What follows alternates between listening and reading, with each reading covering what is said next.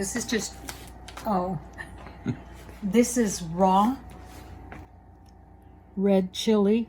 It has no meat, but you have to add the spices, which I'm just giving you. The spices are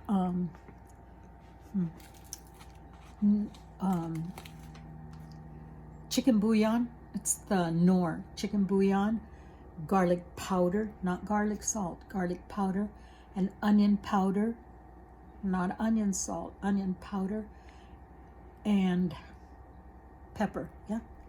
Okay. Stop me there, and then I'll tell you what. Oh, the girls, the grandma girls. Okay, so this is basically, hold on.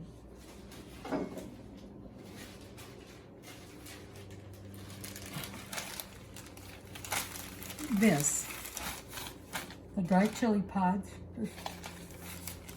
and okay, the dried chili pods. They've been seeded, they've been washed, and so then I put them in the blender with water, some of that same water that you boiled those in. I know I didn't say that, but anyhow, you put them in the thing, in the blender, and you run it through. I first puree it, just kind of to chop it all up, and then I liquefy it. Cover your blender with plastic so that, you know, the clear saran wrap or clear plastic so that it doesn't get all stained and everything, especially the top part. That's this. Okay, you can stop.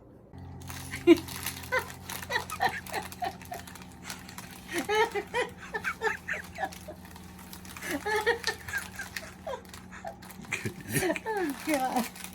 So anyhow, the red chilies that I showed you before, but this, oh gosh, this gives it a good taste. It's called pasilla. But same with the other ones. When you open the bag, watch Vanna. Ugh, can't do it. Maybe if I do it this way. Oh, there we go. See how they're all dried? You're gonna have to take this out, take it off, and then on the inside too. Do this before you boil it, and it's better when they're real dry. This one is fresh. This is good. I like them like that. These I'll have to cook up. I can't find a dry one. Anyhow, so you'll, before you rehydrate them, you take off, you take this top off. I use kitchen shears. Take this top off, throw it away. And then you slit it down and get rid of all the seeds that are in there. And then you can wash them. And then you put them onto boil. And then you put them into your blender. My tamales are kind of dry this year. And so, this sauce, you're going to start, first of all, you have to thaw it out. In your frying pan, you can put it in about, I would say, maybe about 3 tablespoons of oil, any kind, and then 3 tablespoons of flour, plain old white flour. So you're going to make a roux. You know how to make a roux? So you put that flour in and you keep stirring it with the oil in this hot pan. Not too hot, but you know, kind of like you're making the start of gravy. But you keep mixing it and mixing it so you take the rawness out of the flour. It'll kind of toast up. It'll look really pretty. And then you will add, I would add like, maybe to that 3 tablespoons. I would add like maybe half a cup of water with some of this, which are these spices, this mixed in, not all of it, but just some of it, half of this, okay, mixed into that roux. And the reason I'm not having you put the chili in is because it'll spatter right away. So I want you to make kind of like a gravy. So it's just oil, flour, and these spices with water. And then you can add this chili that you've thawed. You can add the whole package, or you can add half of it. However, this package right here, Vanna, this package right here, it makes, you can make enchiladas, you can make chile con carne, you can make it with beef, you can make it with chicken, you can make it with leftover turkey. What else can you do? You can make tamales if you follow the directions on the bag of nixtamal, tamal stuff. Whatever you want to do with it.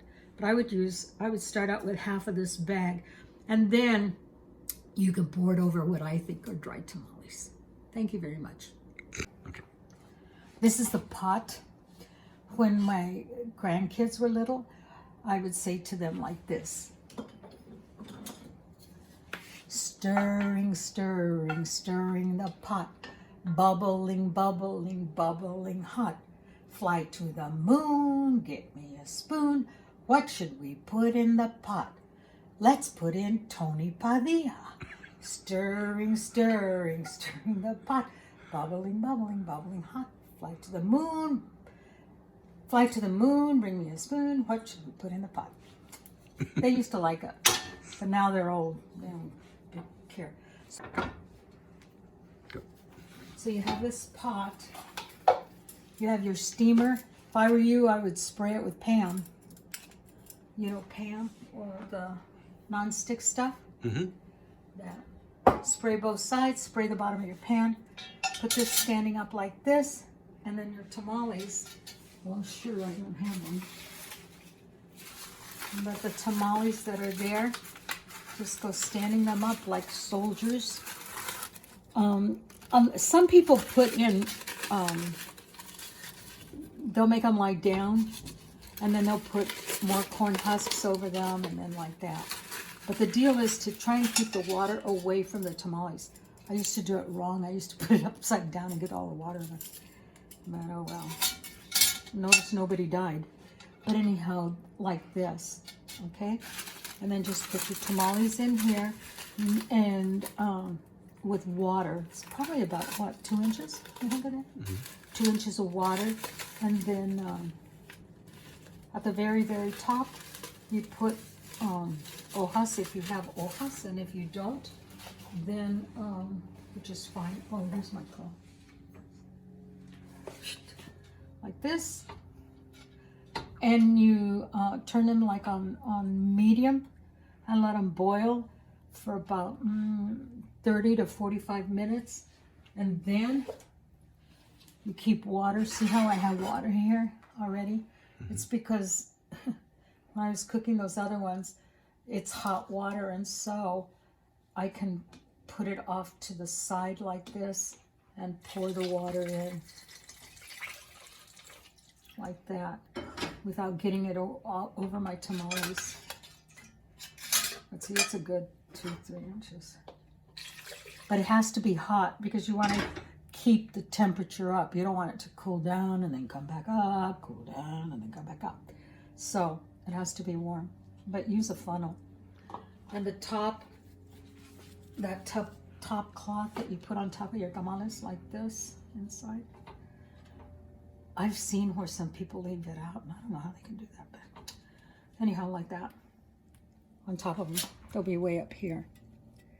Okay, but just make sure everything's in. Cover.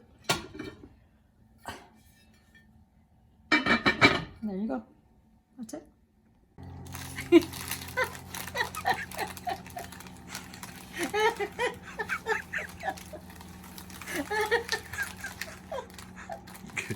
Oh, God.